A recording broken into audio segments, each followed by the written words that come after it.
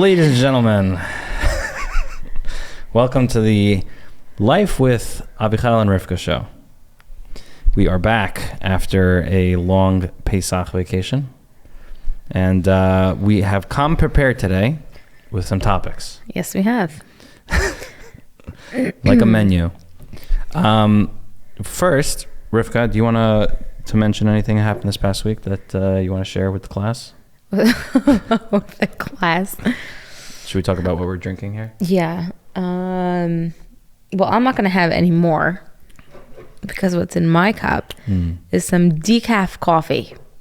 So you may ask, why? Decaf coffee, why can't you drink more of it? Answer is... It affects me really strong. And if you'd like to see the video of Rivka being affected by coffee, I don't know if we can make that public. that's behind our paywall. You have to pay $15 a month. Okay, fine. To see our Rivka. Maybe we should start that paywall. See how Basically, Rivka reacts to coffee. One time when we were driving to Cleveland, we stopped to get some coffee. We got some like Starbucks in the fridge, already made coffee. I had probably not even half the bottle, and I was high. Flying. It was for Sukkot. Mm-hmm. We were driving for Sukkot, so things that were already colorful, the leaves. Yeah. Doesn't even matter. I saw them colorful, whether they were colorful or not. It was like I was high. Mm. The highway, the lines were vibrant and bright. The trucks, it was scary. Like the different lanes. It was incredible. Do you remember it? Do you remember seeing the colors? Yeah, I remember coming out of the gas, like the rest stop, merging, and the second we started merging, there was a truck. That's why I felt scary, because like the speed of us and the speed of the truck was tricky to me. Of like, Avichayil was driving. Yes, I was driving. With like 4 cans of like energy drink and a whole coffee and like another coffee on the way. And I just had my almost half a container. It was a Frappuccino. Okay. I think you had a Frappuccino, which is like the sugar and the caffeine. Right. It is. It's the sugar affects me like that too. A lot of sugar at one time. But it was funny. Like I was laughing and laughing. We have Avichayil, of course, hit record, and our Maps phone turned into a camera phone, and everything was so funny. And then I used a straw or something, and I just thought it was hysterical. You were like chewing on a straw like crazy. Everything was... It was a real high. It was a high, and then it came down. It wasn't as long as a high would last. Right. It was much less. A few minutes. But then ever since then, it's like, I will not just have regular coffee. I'll have a sip from yours, nothing more. I don't particularly like it anyhow, so it works out. And now, when we want to do a podcast and I'm so tired, it's like, okay, we'll make some decaf coffee and I'll have a few sips of that. And already, that one sip, like the way you describe when you drink your coffee in the morning, that like things clear up, I feel that from the decaf. I feel like when I drink coffee, I feel like all the guck from all the gears in my brain just like melt away, and everything's just like, okay, everything's like back in action. That's probably not that healthy that happens. Why? That I'm so reliant on the coffee. But I thought that you're not so reliant on coffee. I cannot like on drink, a fast day. Yeah, meaning I cannot drink coffee. I think the longest I've gone. I cannot not. I can. You can. I can not drink coffee. That's what you said originally. Just saying. I just took a minute to process what you said. You need coffee. Yeah, for like a day, I can go for a day, not drink coffee, right, and then I'm fine. I'm gonna get a little headache, but I don't remember the last time that I went like a few days without a coffee. I think, since like 9th grade. Anyway, so Rivka's drinking decaf. Yes, and I am some decaf. I made myself a Jack and Coke. And yours is decaf too, actually. It is a decaffeinated Coke. This week of all weeks, we decided to get. We like have one bottle of Coke for Jack and Coke in the fridge, and it's usually a regular Jack and caffeinated. Coke is the house drink. The Jack and Coke is the drink of this house. If you wanna, I think it's just whatever. It's good. It's very good. I've been drinking for years. What are you gonna drink already? Meaning, what is your relaxing drink? You can't have a shot. Like Why, it's too strong? No, it doesn't last that. Like, it's not something you can just sip on and relax and chill and drink a shot. So what else are you gonna make, like a martini? Like, you're gonna make a fancy drink? Nish dazai. You put Coke, you put Scotch, Garmanu. Still have the ice though. I saved like the ice tray with little cute ice cubes for exactly this. It's somewhere in the boxes over there. We'll have to organize those. So you were talking about your week. Another thing is it's another thing that's popping into my mind is meal trains. Actually, I love putting together for when women in the community have babies. Or David Right. had he was doing Avelis. During Right. Avelis, you also. Yeah. When a meal train is needed, I love being a part of the community, helping pull the community together in that way, and just offering that for those who are available and able to, that it's there. You said your mother did meal trains. I think she did. Really? Okay, the reason I started this one is because when we had Al Hanan, your Khadwa, your sister, she did it. She started up for us, and it was so helpful because people were asking us how they could help. I was Right. overwhelmed. That's the big part. People ask, like, how can we help? How can we help? I And didn't it's know like, what to say. You can come over and sleep for the night. Take care of the baby during the night. That would be a great help. Right. So when she sent that, it was like, oh, people asked, just send them the link. Right. And even relatives, like we had a handful that were able to send over Uber. But that way, at least it wasn't overlapping. So Right. just thought it was so smart. So that's since Al Hanan, every baby that was born in Hilburn since that family, I made meal train for. And it's amazing that you do that. It's a great help for all these families. I love it. Especially families with multiple kids also. Like Right. us, like technically, like you could be taking care of Al and I can be making the dinners. But even, Avichayil, shall I remind you what it's like right after birth? Right. It's a handful.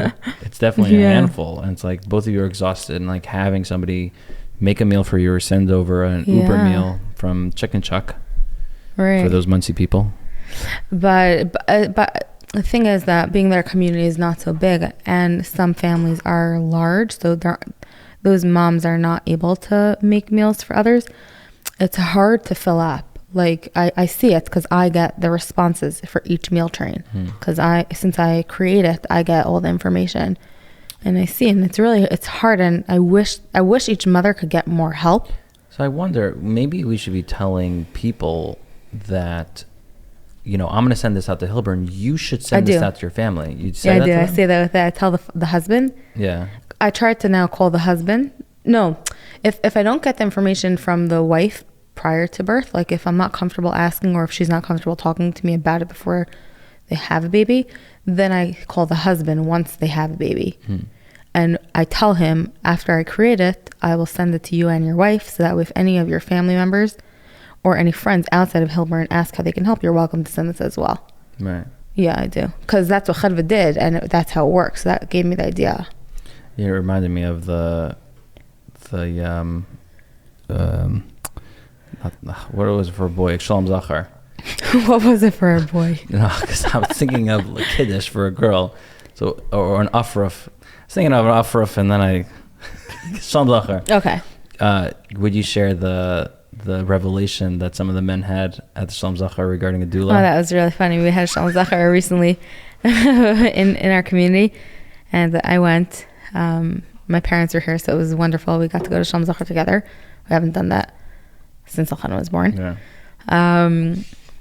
And I was sitting on the couch with like the daughters because the mom wasn't there, and the husbands were sitting at a table. And first of all, I always like the men's conversations to me are pretty interesting. Just saying, I like overhearing them, listening. Why? What is that? I don't know. It's just, first of all, the topics may change more faster, possibly. Do you find like women's conversations are like based around like the same few things, but men's also? Probably the children and dinner and clothing, laundry, and guys are also. I guess guys are like also talking about business and. That's interesting. So you just like talking about business.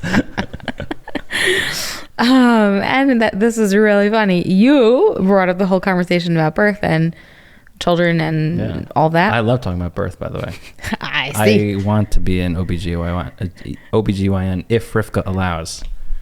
I do not. It is fascinating. It is a fascinating miracle, honestly. Not just the OBGYN of just like, non-birth OBGYN. Right. Like because you're talking about a baby. The specific birth, the whole being a part of a birth. Right. Being part of the, like, seeing the baby grow, but... That's not an OB. That's not an OB? You're talking about before birth. Before birth, right. Okay. No, seeing the baby grow, a fetus and understanding all the parts to it. It's fascinating. I find it fascinating. I do, for us. Right. Like, I'm not comfortable with you doing that for someone else. Anyway, so yeah, you brought it up, and so one of the husbands said something that their wife had a doula, and another one was like, "What's a doula?" And he said, I repeat, he said, "It's a mother's helper, but just for birth." It was just. Well, first of all, what is a mother's helper? A mother's helper, from my understanding, is more, it's like, I think my first thought is like during the summer, people have mother's helpers. It's like, instead of being a high school or a older elementary school girl, instead of being like a counselor in a day camp, they'll be either like in a sleepaway camp or a bungalow or in a regular, city life. They'll be at a family's house helping the mother, whatever she needs. Either it's giving lunch to the children, playing with them, going to the pool with them. Sort of like an older sister. Yeah, right. Mm-hmm. Yeah. It's not a babysitter because it's not, the parent is there. Right. So he was comparing it, I guess, that way, just for birth. But it was just funny because mother's helper is usually a younger person, first of all. So it's like, you're a teenager. It's not a younger person. It was very cute. It was very funny. It's also just very funny to hear men talk about birth, their wives' births, without the wife there to interject and say like their part and what was going on for them. It's just funny. Why? I understand birth is a very, very big topic that women love discussing. I guess. Why is it that women love talking about their birth story? I guess it's like it's very personal. individual. I think it's personal. It's your experience. It's a major experience. Yeah. It's a big event. It's a big life event that happened, and I think it's a miracle. Like, there's a lot of that to it. I find it fascinating. That's exactly why I want to be an OBGYN. For your own wife. I find it fascinating. But I guess for me, though, speaking to other women, there is I do like the woman connection, woman to woman. Mm-hmm. There is some empowerment there and some woman power that I like and I love. One day I do want to do something. Part of the meal train is there is something there like, okay, I won't say the word sisterhood because apparently that can be a heady topic. Sisterhood. The sisterhood strikes again. But I like having that. I like being a part of groups of women. I like listening to the men's conversations, but like there's something about women I do like. That is interesting. Empowering. Right, that women and common. There's a lot of common. Like, I'm a woman. Yeah. Like women, like there is something that only women can experience. Correct. The thing of birth. Is there something like that for men? That this is something that only men can experience. Well, I think it's just like being a man. Like, there's just common. There's like stereotypical things like, oh, men are into sports, but women can also be into sports. Right. But I don't think there's anything that like this is the thing that only happens for men. Maybe that's why it's like I feel like for some reason the thing like army comes up for me. There are women. Back in the day, there are women in the army, but like back in the day, women weren't almost like, women weren't allowed into armies. Like the army was a male thing, and maybe it's almost like the culture or society like needs to create these places for men, because there isn't that thing that only men can do. Right. Women minion. Minion. Right. That actually comes up because we've talked about that ourselves a lot. Right.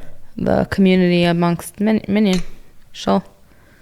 It's fascinating because, right, it's almost like, in an example of minion, it's almost like the religion forces men to do something where you all get together and do something all together. Almost like if that wasn't there, then you wouldn't be doing that, because there's nothing that men specifically have in common with each other. I want to think about that more. I feel like I guess something feels funny about that. Something feels unfinished. I don't know. So it's like, wait. It requires more thought. Yeah, I think so. Tzarachian. Yes. Well, thank you for sharing about something going on for your week. How about you? Well, I mentioned this before the podcast, but you don't really want to talk about it. But what's that? About the biking, the kids biking.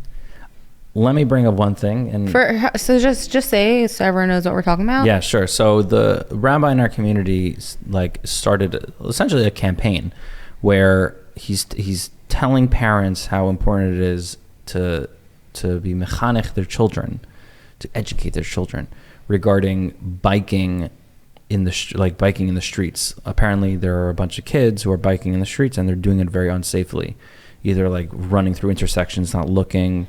And the reason why the rabbi is talking about this is because he's basically seeing like a pattern that like kids are getting into accidents, in current events. And like kids are getting into accidents, and there's levayas every week. He was just saying the other day, like 3 weeks ago, there were 3 levayas. Last week, there's another levaya. Like there's just levayas all the time. So he's very, very concerned about this thing. Which I think it's like when I saw his message, like I thought it was very caring, like bringing it up. Like, yeah, it is a worry. Yeah. And it makes a lot of sense. What makes a lot of sense? That he wants to basically push this thing that parents should like be mechanech their kids. I'm just wondering, like, how are you mechanech your kid regarding biking, like doing this, like how to be safe, how to bike safely. The kid, let's say it's an 8-year-old kid. Every kid's mother is telling them to wear a helmet and like telling them to be safe and like, okay, but in the end of the day, the kid's in their own world. I remember when I was biking as a little kid, I was biking around the block. I was in my own world. I was having races with imaginary friends. Like, this is like, I'm like totally in my own world. You're going to tell me I should stop at stop signs and look through intersections? Yeah, that's a responsible thing that adults do because adults have a prefrontal cortex. But a kid, they're like totally in their own thing. So like, how do you impress it deep enough in a kid's brain to like stop at an intersection and look both ways? I definitely think that there is a way. I hear what you're saying about being in your own world, and I think that there is a way. And this is what we were talking about before, just not this whole, we weren't talking about this at length, just this topic. And this is where I was saying, like, just though we're not at that stage. So it's like, I could hear it, and I could be like, I think that there is a way, but like, we are not there yet. And what we have very clearly learned, until we are at that stage, we have to really obliterate all judgment and sort of our opinions about stuff until we are at that stage and see how it is for us, because we have had opinions about things prior to children, prior to having kids, and then it's like from pregnancy to marriage to children, so many things changed for us. So it's like, you want to ask me my opinion about this? It's like, I have feelings about it, meaning like feelings like, I do feel that you could say something or whatever it is, but it's like, how, when we're there, we'll talk it through and figure it out. Like, we have a lot of steps until then. Can you think of any like example of something that, a judgment that you made before like having kids at the stage or having kids? I have the few that always come to mind when this comes up. Not specifically the biking, just Correct. like in general. Yeah, like even just the amount, like walking into people's houses and like clocks being the wrong time. I never understood how a clock could be a wrong time in someone's house. Oh yeah, like all you need is for one blackout to come for 30 seconds, and the oven gets or microwave gets reset. Yeah. A year and a half ago, and it's still the wrong time in our house. It's a year and a half ago. We've had a few blackouts since. There is just no time for that, and I don't care. I just don't care to fix that. To reset it. I don't. So like those types of things, like those judgments, like looks, appearances of the house, absolutely. I mean, okay, last Mother's Day, so it's almost a year ago, you had Elchanan make a very delicious, cute book for me with your help, with pictures. Elchanan wrote the book. Yep. Word for word. He is currently 15 months old, so a year ago. Do the math. And you gave him some markers, hence they were permanent markers. Yeah. And he colored on the wall. No, 1 second. I think that's crayon, and I think that's more recent. I'm pretty sure. I don't think Elchanan was even able to sit up at that point. That would make sense. But it's not crayon that's on the by the pantry. Yeah. No, I'm pretty sure it's not. Really?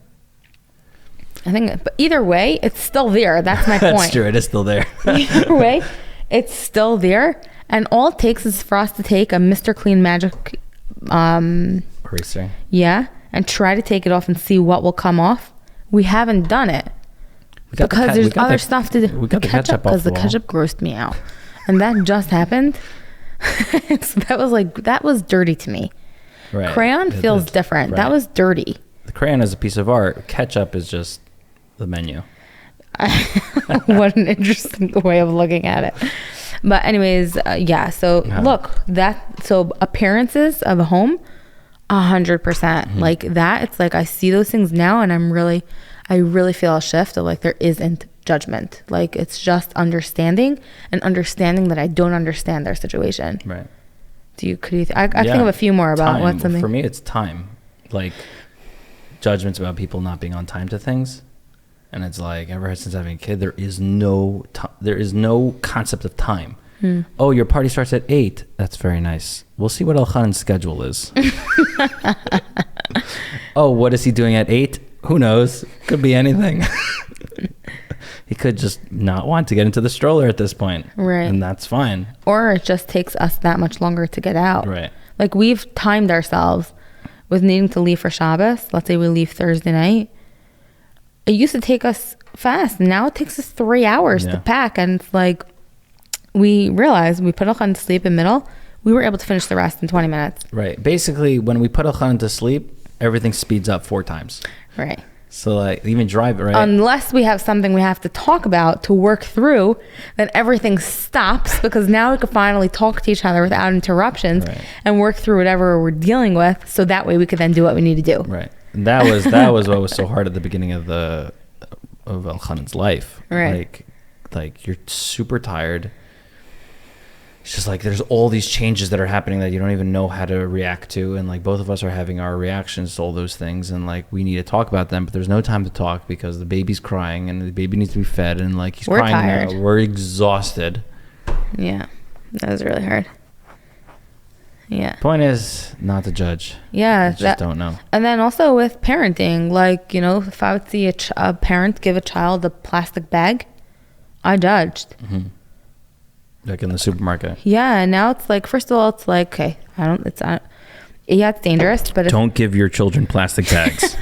This is not us saying we give our children plastic bags. Right. However, right. If the need is there, or if he pulls it out of the box, I'm okay with it. I'll watch him, and I'm watching him with it, and it entertains him. It takes up time. It's a toy. That's great. His ears are like tuned for the plastic crinkling. Yeah. Anytime he hears there is a crinkling, he's all of a sudden walking more. That's what he says. He says more, but like it sounds like mama. So it's like mama. He says more, and it's because we just opened up a bag of chips. So now it's more. Or a water bottle. Or anything any plastic. That plastic. Yeah. He'll walk over. Yes, so definitely those are things that it's judgment. I think it's really a judgment that has definitely changed in parenting with what other people think of me or appearances or looks. Like, yeah, also even wearing a wig versus a scarf. I have gone out before Elchan was born. I did not feel comfortable. I didn't like that. Now I'm going out. That's what matters. Clothing also, like you're basically in like one outfit in the house. Because I also work from home, so. That's I work from home, and then also like now, my aim is always to go biking once I pick Elchan up. I don't want to get dressed and then get undressed in biking clothing, so I'd rather just wear that clothing from the beginning. That's a big part of it. That's not an Elchan thing. And no, or it's my own stuff that I have around buying clothing for myself, my own body stuff, my own money things around clothing. I don't think that's not for him that's not with having children. Speaking of money. At Everyone Needs a Video, we create a wide range of video content with pricing between $1,000 to $10,000 to fit different needs and budgets. From brand videos and business profiles to micro content and commercials, we craft compelling visuals that help businesses stand out. We work across industries, including healthcare, technology, nonprofits, construction, small businesses, and more, delivering professional, engaging videos that drive results. Whatever your industry or vision, everyone needs a video. Let's create yours at everyoneneedsavideo.com. And we're back. The truth is, we could throw in an advertisement in the middle there. Okay. We had to stop a technical thing with the cameras after. Technical issue, ladies and gentlemen. With a certain amount of time. Right. We have to just reset it. Money. Yes. First of all, why do you think people have such a weird relationship with money? Like, people don't want to talk about how much they make. People don't want to say how much something costs. People don't want to say what their financial situation is, if they're struggling, if they're not struggling. If you're middle class and the economy's bad, you're struggling. What is middle class? Both of you are working. You're in the mid-range jobs. Both of you are, let's say, supervisors. If both of you are supervisors in a regular job, and you own a house basically, and you have a few kids, you're basically in the middle class. If the economy's doing bad, you're struggling because everything costs more and you just don't have money.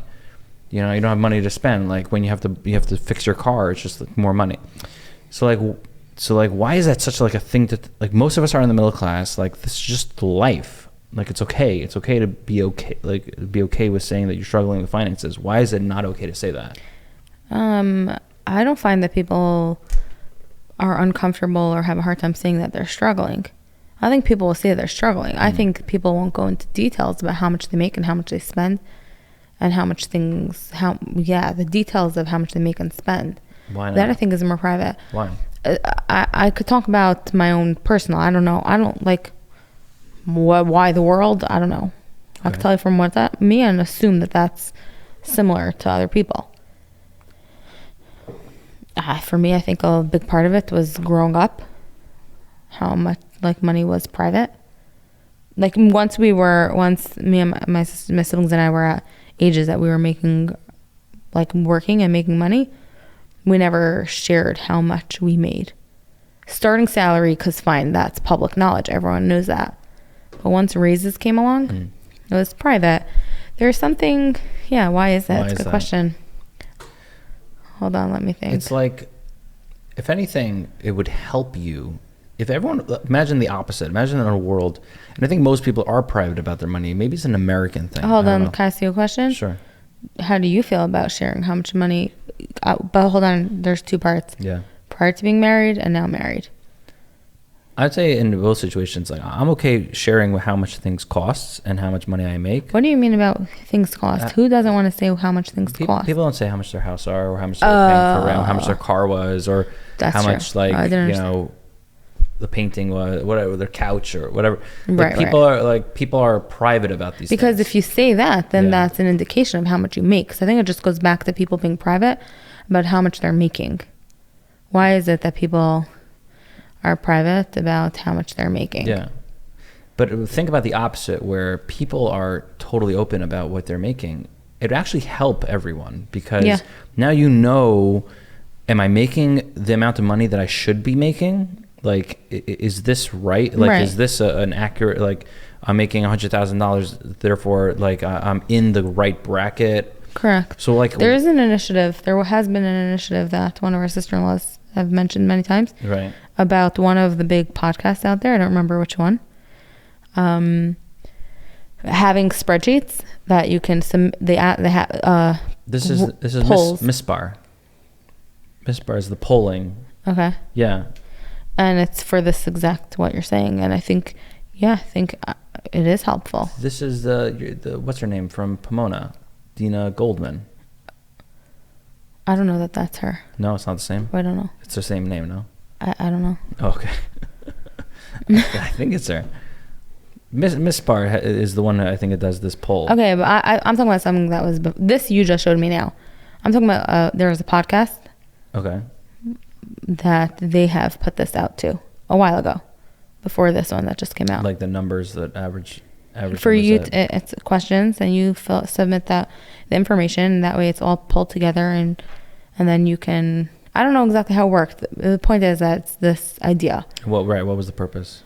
For people to be able to have a reference of what to look at. Like, I know my previous job, like, you know how helpful it would be to know, for people to know how much other people are making, because that way you know, hey, does it make sense for me to be, like, you can ask for more all you want, but then you could be told something. Not every business are you being told that, like, honest information with, they won't go any higher than that or whatever. It's like, if you know in your department that you can't, like, there's no one making more, then you know, okay, so it's not typical that you will get a higher raise than what you're asking for, and now you can make a choice. Stay here with this or leave and find somewhere that you feel is paying you more accurately. And, right, that is it's super helpful. Right, that is a good point also. Right, what should I ask for a raise? Yeah. If I don't know what I'm supposed to be making, then I don't know if I should be asking for a raise. And if I knew that actually you're making at the higher end of your industry, then, like, I wouldn't ask for a raise. Why would I ask for a raise? Because I would always ask for a raise. But why would I ask for a raise if, like, I'm already getting at the higher end of the range? So, like, so why risk the like, oh, you're just asking for more money? Well, because the way I see a raise is, I'm not asking it just because I could get away with it and ask for a raise. I'm asking for a raise because I feel that my value has gone up in the past year. My contribution to the company, with my knowledge of being in this company for an additional year, has added, either I have additional responsibility, and I'm in this company, so I know the work better. I know the work a year more than I did last year. So my value goes up for the company. I mean, if you are able to now capitalize on that and provide work that is better, meaning just because somebody sits in a company for 10 years, but their work isn't getting better, no, I don't know that they get a raise. How do you show that your work is actually giving more value to the company? I think first biggest thing is that you took on more responsibility. I believe responsibility, the more responsibility you take on, that is proof that you are more valuable to the company now, because you are they can rely on you for more things. They can also, if you're still working the same amount of hours, that means you just got more efficient. So you're saying, why did I say this? What were you saying? About asking for a raise. Right. I guess I thought, like... Oh, you said that if you see in your department you're maxed out, then why would you ask for a raise? I believe you still should and could. If you feel... Also, I think raises have a lot to do with what feels inside of you. If you come to work and you don't feel good about what you are making, then I believe you need to ask for a raise.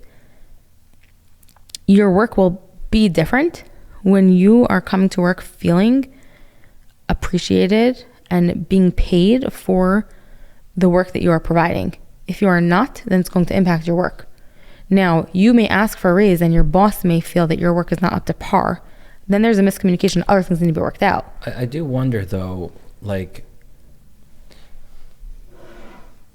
how like being like I'm making a number where I feel like I'm being appreciated. Yeah. But that number is not paying for how much my life costs. Okay. So that's interesting, no? Meaning I'm asking for more money because my life costs more money. I need that money. I don't think that that's your boss's problem. Right. So meaning, are you saying that I shouldn't ask for a raise even if my expenses go up? Meaning, I just want to like a little bit play with this for a second, because you're saying that you should be working for the amount that you feel good about, right? Which has to do with your value, what you feel you are providing to your company. But what I feel good about a lot of time has to do with the cost of me to live. Meaning, if I have 5 kids and I'm not making enough to you might be giving me a good number, but I'm not making enough to live. So so when I come to work, it's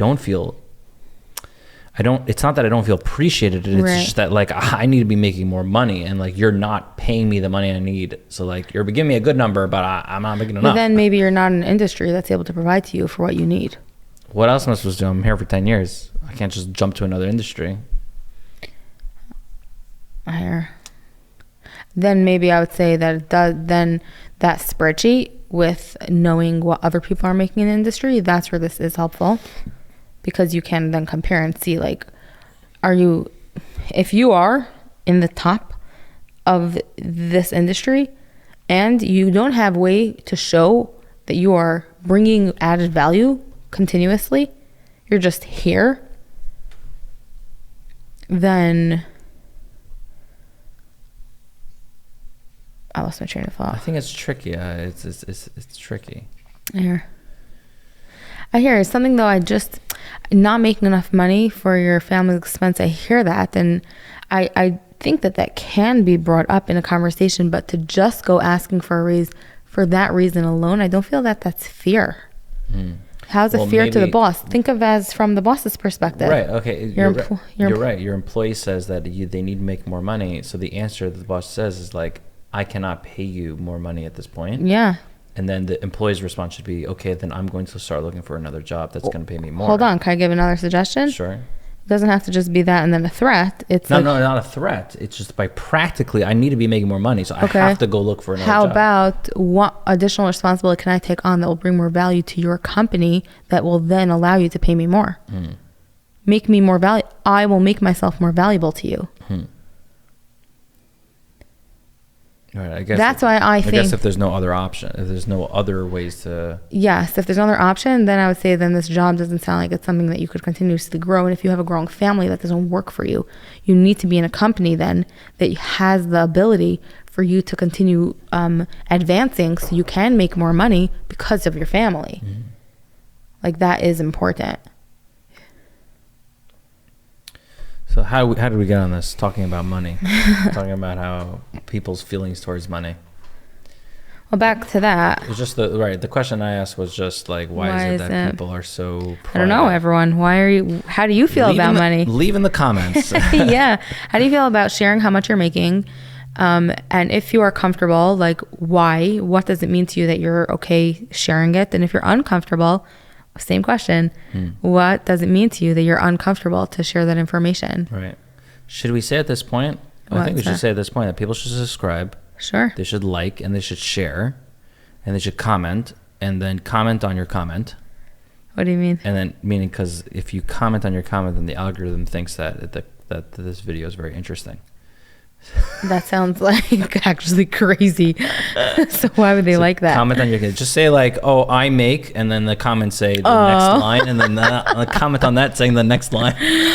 Okay, but I don't want to be putting that on anybody. I'm just kidding. But do say in the comments, why is it that you feel, if you feel private about your money, why is it that you feel private about your money? It'd be very interesting to see. I would love to understand that. For me, it just, the first thing comes up is like the privacy, but like why? Why, yeah. Is it, it's vulnerable.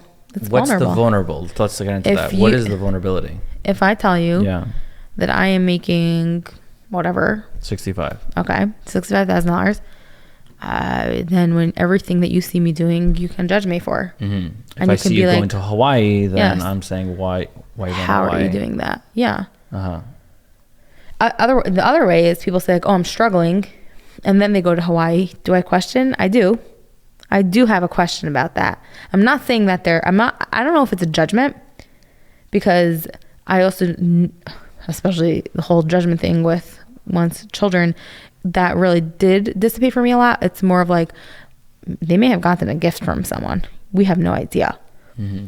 So I don't know, but there's just more ambiguity over there. If you just say, oh, I'm struggling, more ambiguity. So I don't know for sure, oh, maybe that's struggling, but to them, going to Hawaii once a year instead of going to Hawaii, Florida, and Cancun, that's struggling. So we don't know. As opposed to if we know they're making $65,000 and they're bringing their whole family of 5 to Hawaii, there's more opening for like questions. Mm-hmm. So maybe that's why people like that's the vulnerability in it. People then judge. Also, we're talking about Hawaii. What about just simple stuff? Grocery shopping, strollers. I was gonna say, we live in Muncie, so they went to New York City. They said they're struggling. What does this mean? Because then is the congestion pricing. Right, exactly. They did the bridge, which we, by the way, try to avoid at all costs. Do not go on the George Washington Literally all Bridge. Costs. Right. Do not go on the George. Here's your guide to not going to New York City. First, which we don't always follow. Correct. You have to preface by saying That's that. True. Do not cross the bridge. Now, once you've already crossed the bridge, do not go into the congestion zone. If you've already gone to the congestion, do not take the Holland Tunnel. If you've already gone to the Holland Tunnel, you are already in the city in Brooklyn. And you are broke. You're broke. You're within. It's just crazy because like we live in a village that the population's 1,000 people. Okay, how many people do we see daily? 3. Right. On the street, you're saying. Right. Yeah. It's 1,000 people, but we probably haven't even seen 1,000 people. No. In living here in the year and a half that we've been here. No. Okay. And then you go drive into New York. It's like, if you're looking at your GPS, in the little square in the GPS is like 5 times. What's the numbers? Do you remember? It's funny, actually. The numbers are, it's like 19 people per square foot. Right. It's 19 people per square foot because everyone's stacked on each other. We need to recheck those numbers. I don't remember. It's something like that. It's like 19, but it was a crazy amount because people are, again, and here it's like, it's a 2 square mile village, but people really only live in 1 square mile, and it's 1,000 people per square mile. And in New York, it's like 1,000 people per like square yard. Right. How do I get on this? New York City. Oh, going to New York City for vacation. So I don't know. I'll say that like I don't. When people ask me the prices of things, I'm okay telling them. Okay, when you say price of things, could you clarify? Because when you say price of things, then what comes to mind is milk. Like, who cares how much you spend on milk? How much do we spend on milk? On the $3.19. Oh, Aldi's. Yep. Yeah. I also know because it's my parents' address, and it's been 3, so I know when it shifts because I know it's $3.19. That's cool. No, meaning big ticket things, but people ask all the time, like house. How much does your house cost? People are like, they'll talk about it without asking the question of how much was your house. Right. Yeah, it's a good question. I would love to hear. I think for me, there is a vulnerability in it. What is it for others? So, but in light of this, just to what's it called when you like try to get to the next thing, transition? To not leeway. Segway. There you go. Have you ever gone segwaying? I have not. You have? Really? In Denver. Oh, but in that park. Garden of the Gods. Yeah. I remember when we went, you said you were segwaying. Right. We went, but I went previously with my father and we did segwaying. Cool. When we went to visit Saba. You go fast on those things? I don't remember the speed. It felt fast because you're on like a... But where did they go? I haven't seen segways in a long time. I feel like they were a big thing for like 10 seconds. I think it became more of a tourist. Oh, police in airports used to go around on them. Right. And then I think it became like a tourist thing, like use segways to go around. I think maybe e-bikes also became more of a thing. Oh, sure. But a segue from the why people don't talk about their money. So Rivka and I do a budgeting. We have a budgeting course, and like Financial Serenity. It's called Financial Serenity. If you'd like to sign up, this is an ad. No, this is not an ad. We learned a lot of things, like just budgeting, just like about budgeting, about our relationship with money, people's relationship with money. It's fascinating. Like one thing that I want to touch on is people, and I did this too when I was not budgeting, but when I was doing my own finances as a single guy. I built fences. Can I clarify for a minute? When you're saying not budgeting, how would we define budgeting? Right. Budgeting is how much money do I have in my bank? Okay, I have $1,000 in my bank, so now I can spend $750 and then not go under. Right. The way we see budgeting doesn't necessarily mean allotting specific money to specific things. The way we see budgeting is really just understanding our finances and knowing every penny that comes in, every penny that comes out, and the aim is to have financial serenity throughout the month. That's how we define budgeting. Right. Because I think people, when you say, budgeting, that all of a sudden equals like, I have to budget for this. We don't budget for stuff. Right. Budget sounds like tight. Like yeah. I'm on a budget. Correct. So like I'm tight on this on this thing or whatever it is. Right. We don't budget for, we choose if we want to, how we newly coined it, if we like to invest in something. We don't say if we can afford something. No, and we learned. I like it though. Right, and we learned because in the end of the day, you can't afford anything. That's within the amount of money you make. Not even. You could borrow money. You could borrow money. Okay. Meaning, in true, you could afford anything. So what does that mean? Like, why is it that I'm not buying everything? Because when you get something, that is now taking away from something else, whatever that other thing may be. Right? If you buy a Maserati today. No. A Camaro. I'm just saying Maserati is like $100,000 and a Camaro is like $50,000. Do they have convertible ones? I'm sure they have convertible Maseratis. Okay, fine. So then we can talk about that. If you buy a Maserati today, then you're not going to be able to pay your rent and your groceries and your everything for the rest of the year. So like, yeah, you got your Maserati and you could afford your Maserati, but you're not able to get everything else that you need. So that's really, you could afford everything, but it's a trade-off. You're just making trade-offs.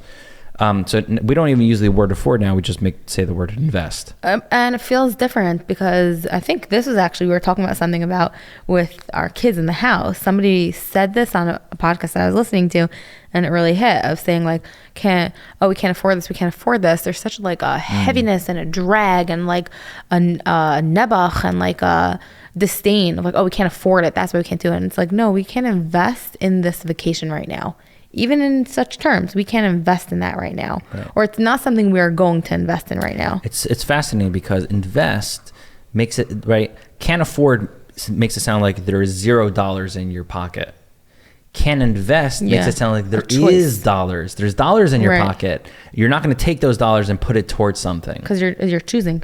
It's a choice. Exactly. Sounds like a choice. Exactly. As opposed to afford, it's just like I have $0 in my pocket now. And it's sad. I'm sad about that. Right. Like it's like, it feels more victim-y to say I can't afford it.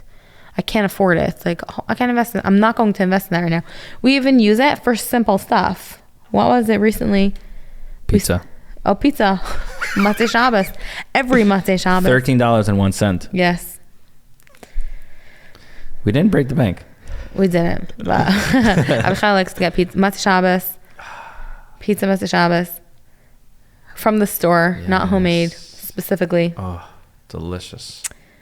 But the truth is, takeout pizza is not the same.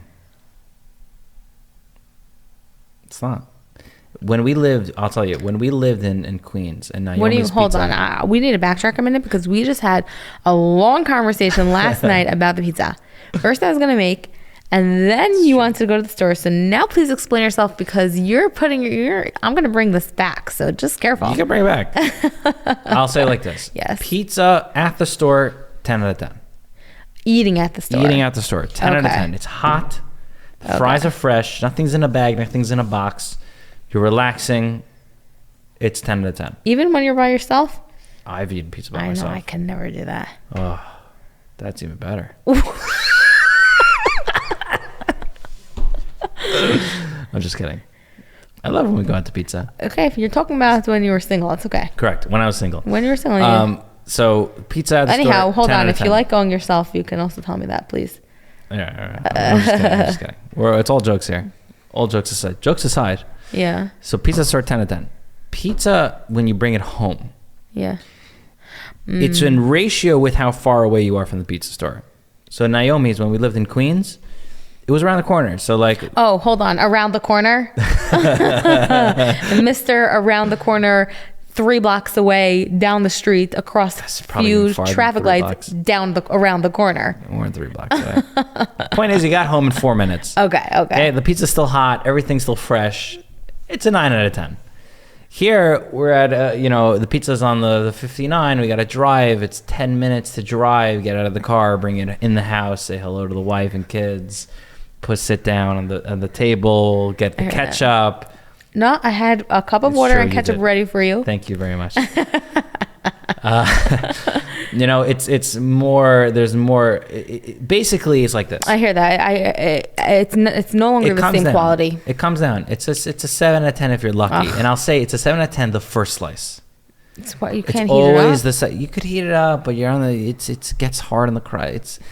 It's not. I hear that. The second slice is never as good as the first slice because it's cold. Not really cold. It's warm. It's like lukewarm. It's like a pizza that's just trying to be a good pizza. It's trying its best, but it's really a 4 out of 10. I hear. It's not. And then that's why, like last night, like I put fries. I usually put fries in the middle of my pizza, fold it, put ketchup. Oh, it's delicious. Delicious. And at a 7 out of 10 pizza, it's passable. But you can't put fries on a 4 out of 10 pizza. It's not good. You eat the pizza plain. It's a sad pizza, yeah. That eating pizza really plain. Sad. Whoever ate pizza plain. I feel like I'm back in the Middle Ages. Oh my Just trying to get by. That is terrible. Okay, compared to the pizza that I made for you today. Pizza you made is delicious. Whole wheat, oregano. Oh, so good. Oh, so good. But what is the secret to store-bought pizza? Right. What's the difference? Crust is thinner. Okay. The crust is thinner than what? The rest of the pizza? What do you mean? The rest of the store-bought pizza. Yeah. Is the crust is thinner. Thinner than your pizza. Okay. Because when you bite through it, it's not like you're biting through a bread. It's like a crust. Right. It just gives you an actual crust. Right. Right. I don't know what you would have to do to make it thinner, but then it's tricky because if you make it thinner, then it cooks faster. So then it's not necessarily so easy to cook the cheese and the sauce. I guess that's why they have their, $10,000 oven. Also, the oven probably, the brick ovens. Right, because we're using Betty Crocker. That is a piece. Right. It's even, right, there's something. That's for sure part of it. But anyway, I hear what you're saying. But First of all, this is major news that you are admitting to store-bought pizza, bringing it home. You know what? So next time you'll just have to sit there and eat it. No. I can't sit at Say Cheese and eat pizza. Why? There's only one table. You feel like a nebuch. What? You just went from saying... I'm confused. Oh, you could eat pizza by yourself when you're in a big restaurant and you're not taking up the whole restaurant. You're taking up the whole store when you're sitting by yourself. You don't sit by yourself. You sit by yourself and okay, there's another table and there's other families going on, people come in and out. Everyone ignores you. If you're the only one at the store, everybody sees you. Everyone sees you. By the way, everyone sees you the other times too. I think you just are saying that nobody's paying attention to you. I think everyone sees you. No, it's true, but at least okay, you'll have 40% of people who don't see you. They're not saying you're a nebuch. It's different than 100% of people seeing you as I understand. This guy's probably a divorced dad. He's just eating pizza by himself. Okay, you know what? That sounds really judgy for those that eat pizza by themselves in a one tabled store. It's a sad look. Every day, you excel at what you do. If people could see how you work, they'd instantly fall for your brand. But how do we make that happen? At Everyone Needs a Video, we capture the essence of your daily magic in video and turn it into a 24/7 showcase that lets you share your passion with the world. From ABA therapy, construction, web design, home care, nonprofits, and more, we ensure your value shines through. Visit everyoneneedsavideo.com today and let's make your business stand out. Readjust the cameras. So going into the next week. Into next week? What are your plans? Hold on. There's so much more to talk about with money and budgeting. It's true. Next time. I love talking about money, budgeting, You like talking about business I do. as we established earlier in the podcast. Yeah, I do. Going into next week, going into this week. We're already at Sunday. It's true. But today is not necessarily, like when we publish this podcast, it may not be Sunday. That's true. But yeah, what are you looking forward to? I'm looking forward to filling this cup. For however much you have that, you have to drink water. Please. Okay. What am I looking forward to this week? I took care of a lot of stuff last week, like every day. Yeah. I'm looking forward to continuing to do that. Of like each day, just really, every day felt full. Like I really, things for myself, things for our family, work. I felt very accomplished. I like that. So I want to do that again this week. You're also starting your workout, like your accountability workout thing also. 4 times a week yoga. Biking might be a little hard with the rain. But also I'm looking forward to hearing what the doctor says about the 20-week scan, about the baby. We're expecting a baby. I'm excited to hear what he's going to say. Hopefully it's going to be good. You know, hopefully I'm excited to hear him say, everything's good, no problems. Next appointment next week. Like, that's what I'm looking forward to. Yeah. Hanan. Another week of him. Every week he learns something new. Oh, yeah, especially now. He's understanding a tremendous amount. Us telling him words and him pointing to those things, it's really cute to see. Yeah. It's like the walker was off the music part for Shabbos. So he